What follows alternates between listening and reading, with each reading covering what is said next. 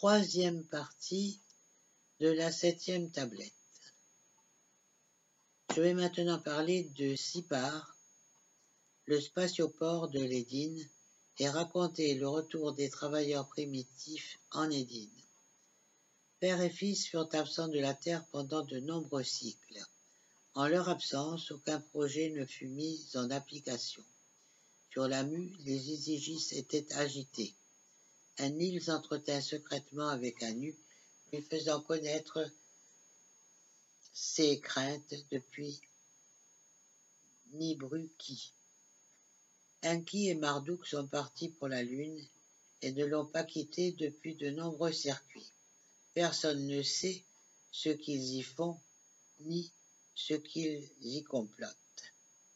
Marduk a abandonné la station étape de la Mue, les Isigis sont agités. La planète a été touchée par des tempêtes de poussière, mais nous ignorons l'ampleur des dégâts. Nous devons construire un spatioport dans l'Éden pour transporter directement l'or depuis la Terre vers Nibiru. Les stations étapes de la Mue deviendra donc superflu. Le plan de Ninurta est parfait. Il sait de quoi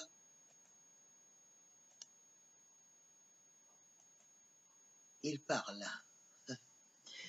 Laissons-le construire un spatioport près de Batibira et donnons-lui-en le commandement. Anu écouta attentivement les paroles d'Enlil, puis il répondit. Enki et Marduk sont sur le chemin du retour.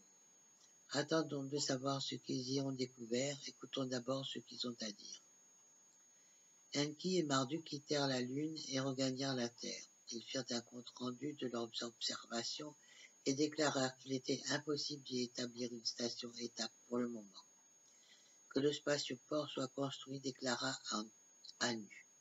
Que Marduk en soit le commandant, dit Enki. Cette tâche est réservée à Ninurta, s'écria Enlil avec rage. Les Isigis n'ont plus besoin du commandant.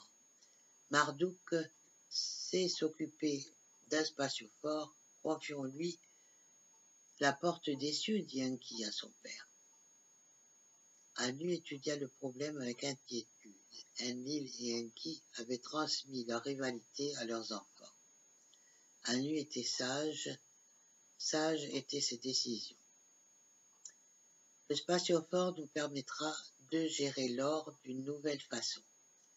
Qu'il soit donc confié à la nouvelle génération. Son commandement ne reviendra ni à Enlil, ni à Enki, ni à Ninurta, ni à Marduk. C'est à la troisième génération de recevoir cette responsabilité. Qu'Utu en soit le commandant. Construisons le spatioport, donnons-lui le nom de Sipar, la ville oiseau. Ainsi parla Anu. Les décisions du roi étaient irrévocables. La construction commença au cours du 88e char, suivant le plan d'Enlil. Nibruki se trouvait au centre, nombril du monde conçu par Enlil. Les anciennes villes étaient rangées autour d'elle, telle une flèche partant de la mer inférieure et pointant vers les montagnes. Il traça une ligne sur les sommets jumeaux d'Arata, qui se dressaient vers le ciel dans le nord. À l'intersection entre la flèche et la ligne des Arata, il marqua l'emplacement de Sipar, le spatioport de la Terre. La flèche y menait directement, et elle se trouvait sur un cercle à égale distance de Nibruki. Le plan était ingénieux, tous étaient étonnés par sa précision. La construction de Sipar fut achevée au cours du 82e char. Le commandement fut confié au héros Utu, petit-fils d'Enlil. Un casque d'aigle orné d'ailes d'aigle fut façonné pour lui. À bord du premier char à venir directement de Nibiru à Sipar se trouvait Anu. Il souhaitait voir les installations de ses propres yeux. Il voulait se laisser émerveiller par cette réalisation. Pour l'occasion, les Igigis descendirent de la mue sous le commandement de Marduk. Les Anunnaki se déplacèrent depuis la piste d'atterrissage et depuis l'Absu. Ils s'apostrophaient joyeusement et se tapaient dans le dos. Une fête fut organisée pour fêter l'événement. Inanna, la petite fille d'Enlil, dansa et chanta pour Anu, qui l'embrassa avec affection. Il la surnomma Anumitu, la bien-aimée d'Anu.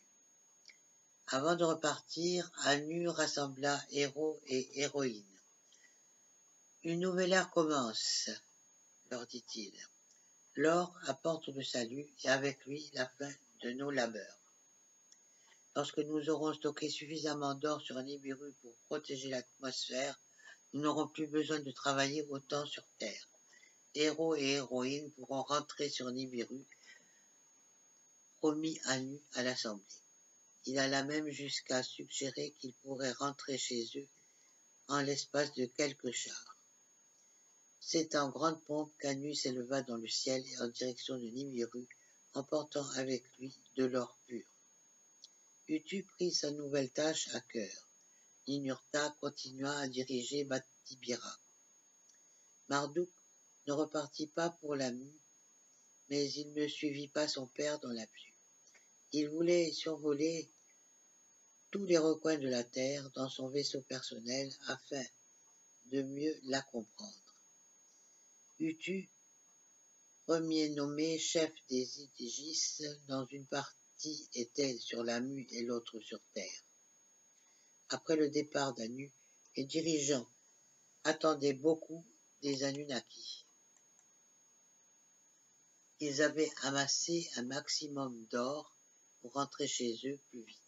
Malheureusement, les choses ne se passèrent pas ainsi.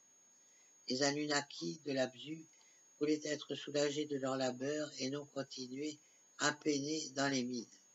Maintenant que les terriens sont si nombreux qu'ils travaillent à notre place, disait-il. Mais les tâches étaient multiples. Il fallait plus de logements, plus de provisions. Les héros de Lédine demandèrent à bénéficier de l'aide des travailleurs primitifs, jusqu'alors confinés dans l'Absu. Il y a 40 chars qui ne travaillent que pour l'Absu, se plaignait-il. Notre labeur est devenu insupportable. Nous avons besoin de l'aide des travailleurs. Alors qu'Enlil et Enki débattaient au sujet de ce problème, Nimurta décida d'agir seul. Accompagné de 50 héros armés, il mena une expédition dans l'Absu. Ils poursuivirent les terriens dans les forêts et dans les steppes et capturèrent à l'aide de filets mâles et femelles qu'ils ramenèrent dans les dînes. Ils leur apprirent à effectuer toutes sortes de tâches, que ce soit dans les vergers ou à la ville. Si ce comportement lâcha Enki, Enlil était véritablement hors de lui. Tu as ignoré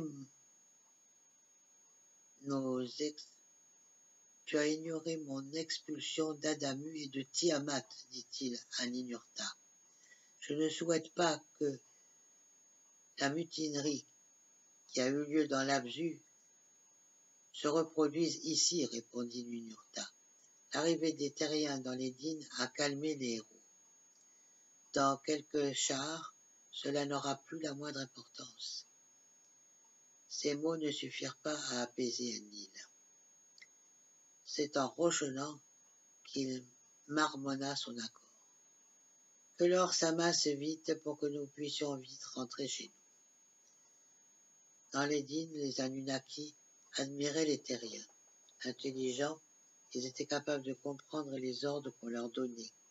Ils effectuaient toutes sortes de corvées à la place des Anunnaki, mais c'est nu qu'ils s'en acquittaient. Mâles et femelles s'accouplaient constamment. Ils proliféraient rapidement.